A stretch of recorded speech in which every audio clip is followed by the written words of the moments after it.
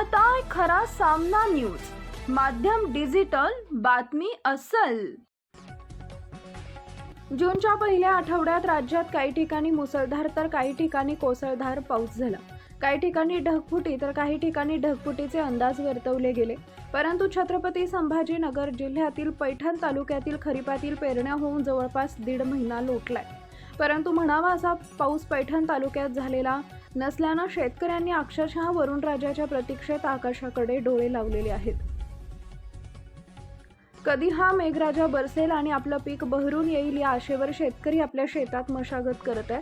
कातपूर शिवारातील एका तुरीच्या शेतात मशागत करत असताना बबन सखाराम जाधव यांची प्रतिक्रिया खरा सामना न्यूज चॅनलने घेतली असता काय म्हणाले ते बघूया त्यांच्याच शब्दात।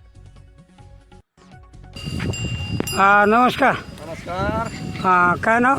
बबन सखाराम जाधव। अच्छा अच्छा। आपण शेतात हे जे हे करताय मशागत करताय हो।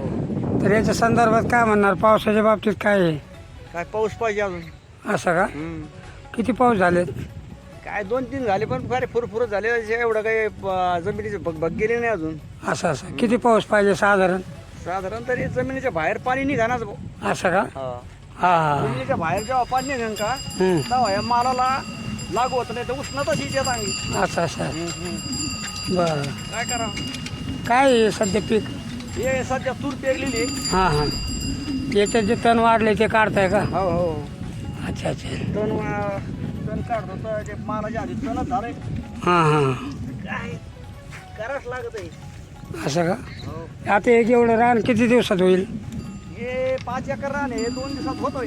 असं का? पण आता गवत असलं झालं ना तो बसून घ्यावं लागत आहे। हां ठीक आहे, धन्यवाद। धन्यवाद। Subscribe now and press the bell icon. Never miss an update.